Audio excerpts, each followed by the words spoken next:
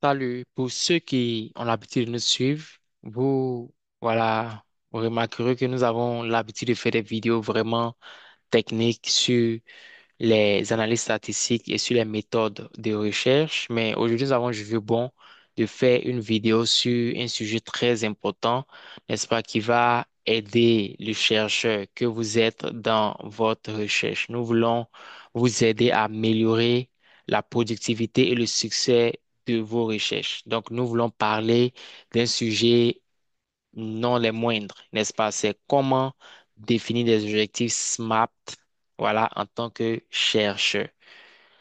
Donc, nous allons commencer déjà par définir c'est quoi en fait les objectifs SMART. Voilà, donc ce sont des objectifs qui se veulent dans un premier temps spécifiques, voilà, d'où l'acronyme SMART spécifique.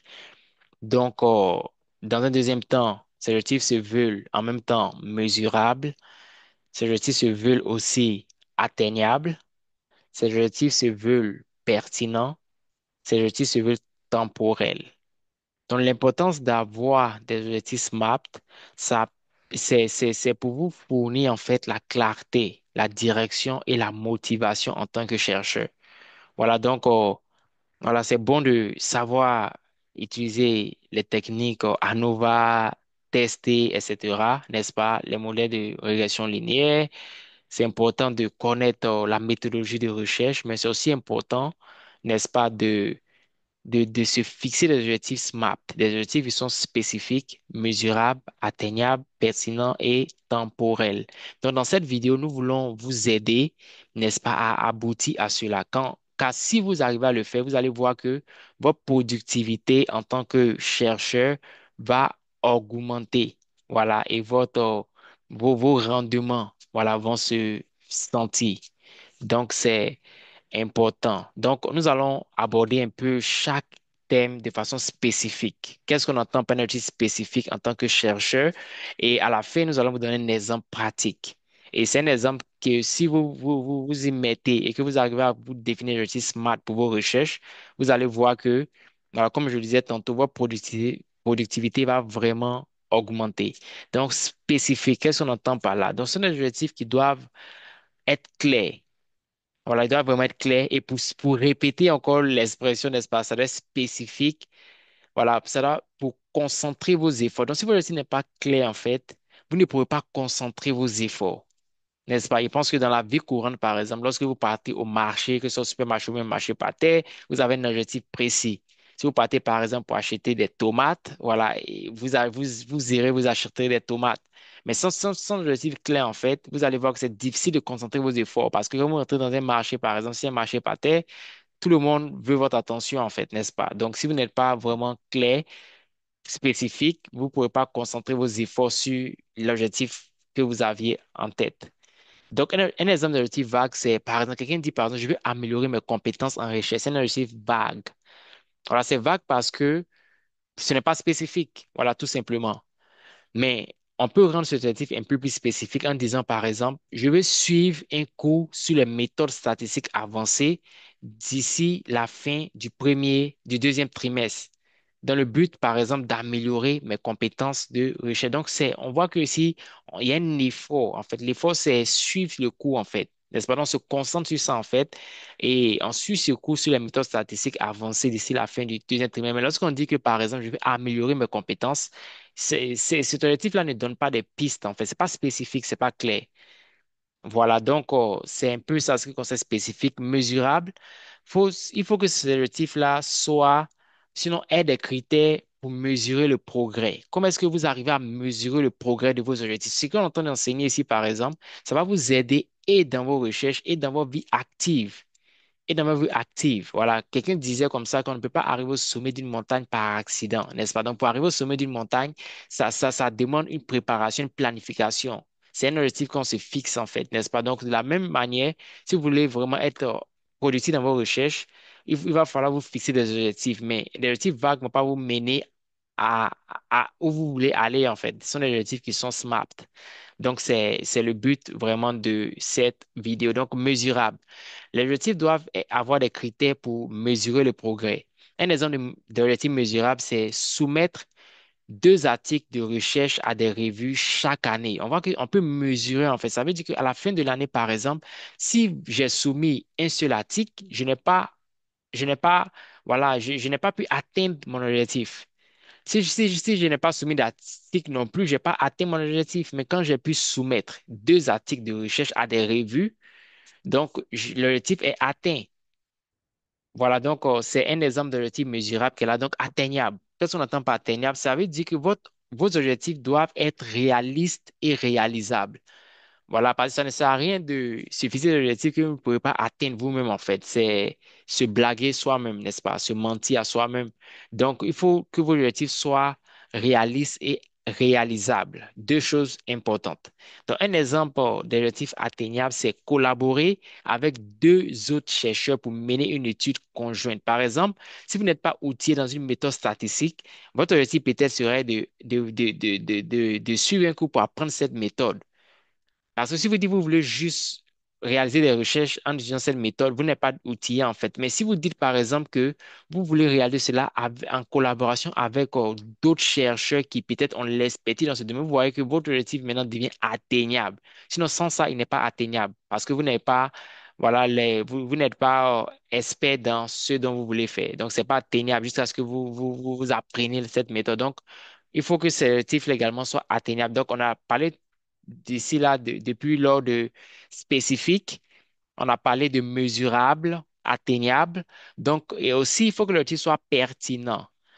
Voilà, les objectifs doivent s'aligner avec vos objectifs de recherche plus larges et vos aspirations de carrière. Donc, ça doit être pertinent à qui vous êtes en tant que chercheur, votre identité en tant que chercheur, ce que vous voulez de façon globale vous voulez faire en tant que chercheur, n'est-ce pas? Cet objectif que vous fixez là doit vraiment être pertinent à votre objectif plus large, en fait. Donc, c'est très important. Donc, un exemple d'objectif pertinent, c'est, par exemple, de développer un nouvel outil d'évaluation qui combine une lacune dans la recherche éducative actuelle. Donc, par exemple, si vous voulez vraiment être voilà, l'un des experts dans votre domaine, n'est-ce pas un objectif qui remplit le critère de pertinence serait de, par exemple, développer un outil d'évaluation.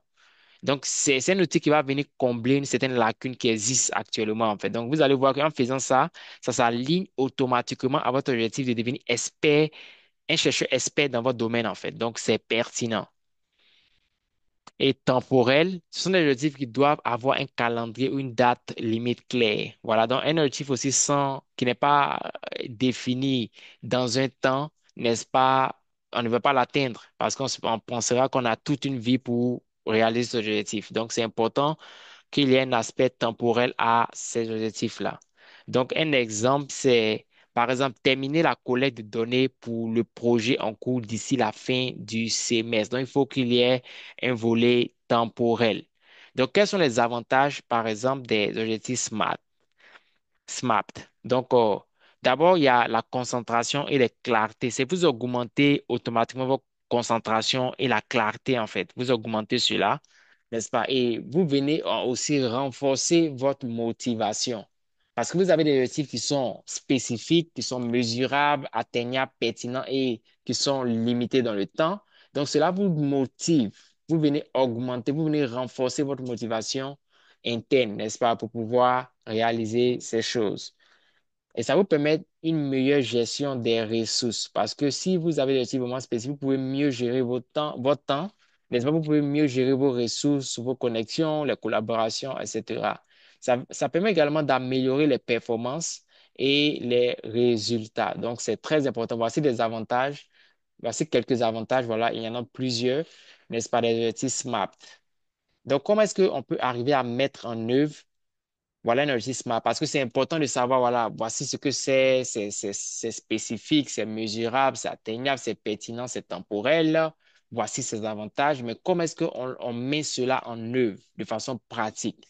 Donc, il y a des étapes simples, voilà, à suivre. Donc, il faut identifier d'abord vos priorités en tant que chercheur. Quelles sont vos priorités de recherche? Donc, c'est un exercice que vous devez faire vous-même. Voilà, il faut prendre le temps, n'est-ce pas, d'identifier vos priorités de recherche. Donc, quelles sont vos priorités? Ensuite, il faut décomposer les grands objectifs en tâches plus petites et gérables. Parce qu'un objectif, en fait, c'est comme un éléphant. Si on vous donne un éléphant à manger, par exemple, vous ne pouvez pas avaler un éléphant, il faut le manger. Voilà, il faut le manger morceau par morceau. Dans un objectif, par exemple, vous avez vos priorités, mais vous pouvez décomposer ces priorités-là, vos grands objectifs-là, en tâches qui sont plus petites et gérables. Donc, c'est important, c'est une étape qui est là. Une autre étape, c'est après ce qui suit, logiquement, c'est de revoir et d'ajuster régulièrement vos objectifs selon les besoins. Dans un objectif qu'on le fixe également, ça, yeah, ça peut s'ajuster. Voilà, nous ne sommes pas prisonniers de nous-mêmes à la fin de la journée, n'est-ce pas? Donc, on peut revoir et ajuster selon les besoins. Donc, c'est important de garder cela aussi à l'esprit. Et comme outil, voilà, il y a beaucoup de logiciels qui existent. Il y a un logiciel de définition d'objectifs qui existe, dont vous pouvez vous en servir. Il y a des outils de gestion de projet que vous pouvez utiliser, par exemple. Et, et voilà, donc avec ces outils, vous pouvez réaliser, voilà, vous pouvez mettre en œuvre vos objectifs SMART, voilà, pour votre recherche. Mais on veut donner un exemple de ce qu'on appelle un modèle logique. Donc, avec un modèle logique également, vous pouvez vous définir des objectifs SMART pour votre recherche. Donc, nous allons vous montrer un exemple. Donc, en ce qui concerne le modèle logique, il y a des entrées. Donc, comment est-ce qu'on comprend les entrées? Les entrées, ce sont les choses que nous devons faire chaque jour pour finaliser, sinon pour atteindre nos objectifs. Ce sont les choses qu'on veut faire chaque jour, n'est-ce pas, pour atteindre nos objectifs. Donc, c'est une entrée qui est là, en fait, n'est-ce pas? Donc, l'entrée nécessite de prioriser et de planifier si vous voulez accomplir votre liste de tâches quotidiennes. Donc, ça, c'est l'entrée. Donc, quand vous pensez à l'entrée, pensez aux choses que vous devez faire chaque jour, n'est-ce pas, pour atteindre éventuellement, n'est-ce pas, votre objectif de recherche. Donc, c'est ce que vous devez faire chaque jour de façon quotidienne. Donc, l'entrée va conduire à la sortie. Donc, la sortie, c'est l'effet immédiat de l'entrée. Parce que, par exemple, vous avez fait l'entrée, automatiquement, vous avez la sortie. C'est comme vous rentrez, voilà, c'est comme un tunnel, n'est-ce pas? Un tunnel, voilà, qui n'est pas peut-être long. Donc, quand vous rentrez, vous sortez. Vous rentrez, vous sortez, n'est-ce pas? Donc, la sortie, c'est l'effet immédiat que l'entrée produit, en fait. Donc, mais on ne s'arrête pas à la sortie parce que certaines personnes s'arrêtent là, en fait. J'ai l'entrée, j'ai la sortie. Non, non, on ne s'arrête pas à la sortie, mais on va maintenant au résultat parce que la sortie n'est pas le résultat ultime. Donc, le résultat, c'est l'effet ou l'impact de notre entrée, de notre sortie. C'est ça qui est le résultat qu'on veut, en fait. C'est ça qui est notre objectif. Donc, on va montrer un exemple. Comment est-ce que cela marche? Alors, donc, un exemple. Sinon, voici des exemples d'objectifs SMART dans la recherche avec un modèle logique. Donc, vous allez voir qu'on entrait des activités quotidiennes. Par exemple, en tant que chercheur, je me dis, comme entrée, voilà, je dois faire une revue, entrée quotidienne, je dois faire une revue de littérature et des études, et des études précédentes. Voilà, c'est une tâche voilà, plus ou moins quotidienne que je dois faire comme entrée. Je dois concevoir des expérimentations et des sondages. Je dois collecter les données par le biais d'expérimentations, des sondages ou d'autres méthodes. Je dois analyser les données à l'aide des logiciels statistiques tels que R, SAS.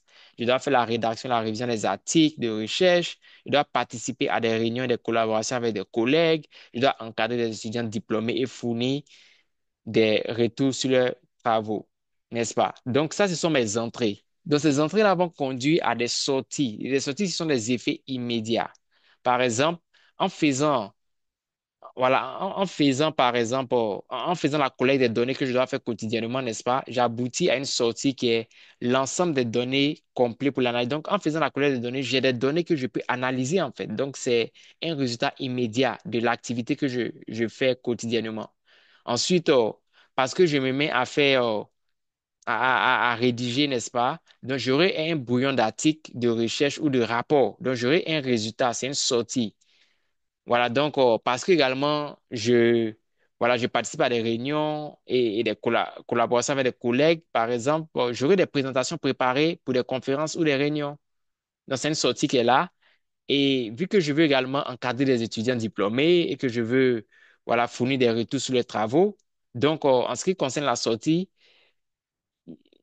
voilà, j'ai des retours fournis, je fournis des retours aux étudiants et aux collègues. C'est parce que je le fais que si tu fais l'entrée, tu as la sortie en fait. Donc, parce que aussi je veux, voilà, je fais la revue de littérature, j'essaie de faire la rédaction des articles. Donc, je finis par avoir des soumissions d'articles, des articles qui sont soumis à des revues.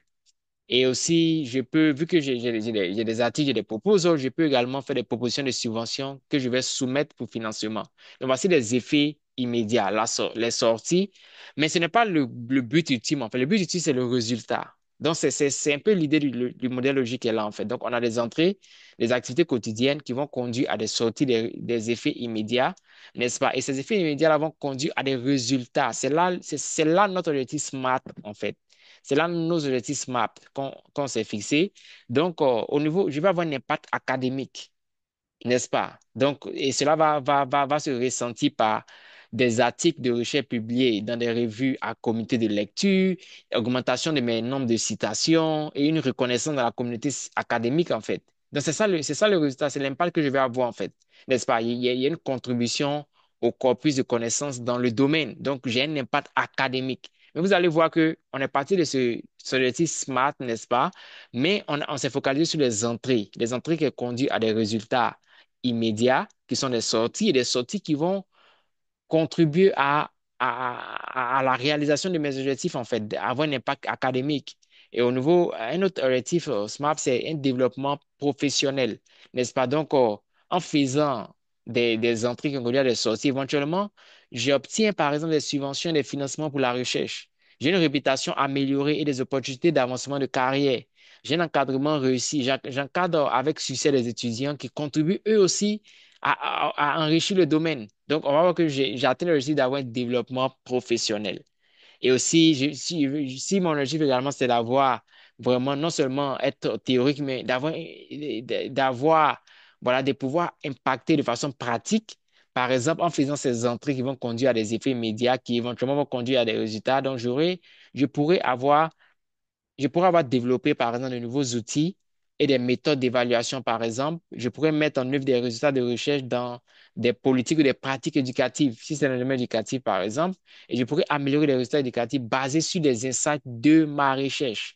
Donc, c'est un exemple de comment est-ce qu'on peut partir, n'est-ce pas, d'un modèle logique pour aboutir à des objectifs SMART dans la recherche. Voilà, donc ces exemples, en fait, illustrent un peu comment est-ce que les tâches et les efforts quotidiens qui sont des entrées d'un chercheur peuvent conduire à des produits et des réalisations immédiates des sorties qui, à leur tour, ont des effets significatifs et durables sur, par exemple, la carrière du chercheur, la communauté académique et les applications pratiques. C'est le résultat. Donc, en conclusion, voilà, on va juste faire un récapitulatif, n'est-ce pas? Donc, les outils SMART, en fait, aident les chercheurs à rester concentrés, motivés et productifs. Voilà, d'où le but, même l'importance. Nous avons jugé important de marquer une pause, voilà, sur toutes les vidéos techniques que nous faisons pour vraiment parler de ce sujet qui est très important. Parce que à RMDC Lab, notre mission, c'est de transformer des vies au travers des recherches de pointe. Donc, quand on arrive à produire des recherches de pointe, il faut que en tant que chercheur, on arrive à se fixer des objectifs qui sont SMART, en fait, qui vont nous permettre de rester concentrés, motivés et productifs. Donc, les objectifs SMART également fournissent une feuille de route claire pour atteindre des objectifs de recherche. Donc, comme appel à l'action ici, voilà, nous voulons vous supplier, voilà, si vous supplier de commencer à définir vos propres objectifs SMART dès aujourd'hui. Voilà, afin d'améliorer votre parcours de recherche. C'est très, très, très important. Voilà, et nous le faisons, nous connaissons des gens qui le font, et cela a un impact qui est vraiment, vraiment tangible. Voilà, donc, c'était RMDC Lab, voilà, RMDC Lab Ministry of Learning, et nous espérons que cela vous motive, n'est-ce pas? Cela vous encourage à vous fixer des objectifs SMART pour votre recherche, car c'est en cela que vous arriverez à produire des recherches de qualité. Et c'est en cela que notre mission, qui est de vous équiper, sera atteinte. Voilà, donc, si vous avez des questions ou voulez en savoir plus sur ce sujet, n'hésitez pas à nous écrire via email à consulting@rmdclab.org ou via WhatsApp au plus 225 07 67 25 23 15. Donc, nous vous disons à très bientôt pour un prochain numéro de RMDC Lab Minutes of Learning.